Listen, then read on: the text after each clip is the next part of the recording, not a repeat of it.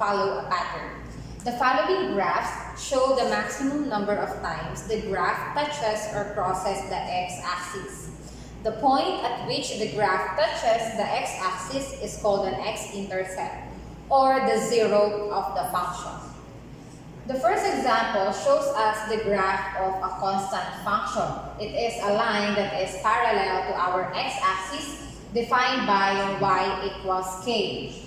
The degree of this graph or function is 0. And since our graph does not touch our x-axis, the maximum number of x-intercepts for this function is 0.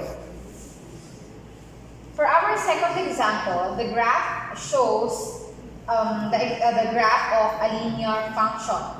The degree of a linear function is 1. And since our graph touches the x-axis at one point, then the maximum number of x-intercepts is 1. The third example shows the graph of a quadratic function. This graph is called a parabola.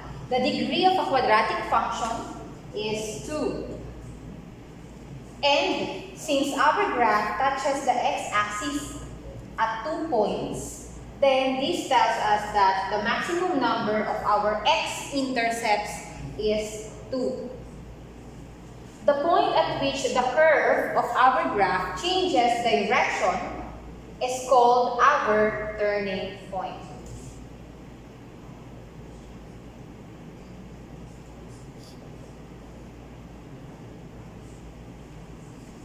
For our fourth example, the graph shows the graph of a cubic function.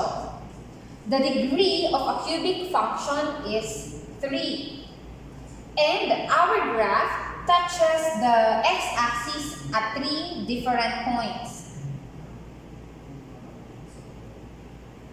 This means that the maximum number of x-intercepts of a cubic function is 3.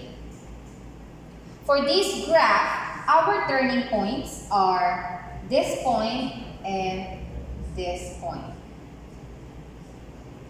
We have 2 turning points for this example, for the graph of a cubic function. For the fifth example, our graph shows the graph of a quartic function. The degree of a quartic function is 4, and our graph touches the x-axis at 4 points. This tells us that the maximum number of x-intercepts for the graph of a quartic function is 4. And for this graph, we have 3 turning points. Turning point, and another turning point.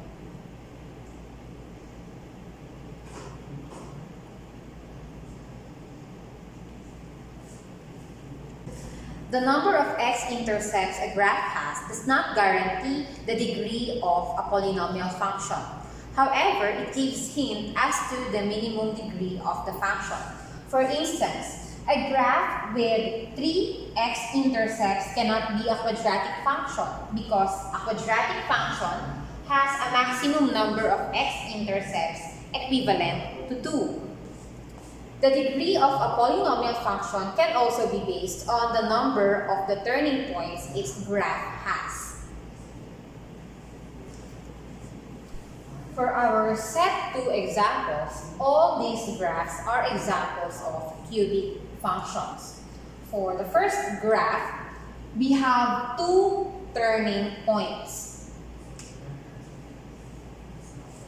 And our graph crosses the x-axis at 3 different points. This tells us that our function, our graph, has 3 x-intercepts. For the second graph, again, we have 2 turning points. And our graph crosses the x-axis at only 2 points, meaning we have 2 x-intercepts for this graph. For the third example, still we have 2 turning points. And our graph crosses the x-axis at only one point. We have only one x-intercept. And for our last graph, we have no turning point in this graph. It will be 0.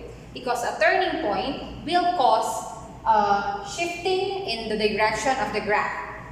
But this point, instead of calling it as our turning point, we have it, or we call it as our point of inflection. Point of inflection. For the last example, our graph crosses the x-axis at only one point. So, meaning, our number of x-intercepts for this graph is only 1.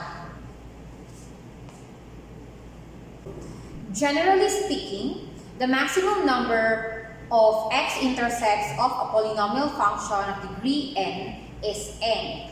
And the maximum number of its turning points is n minus 1.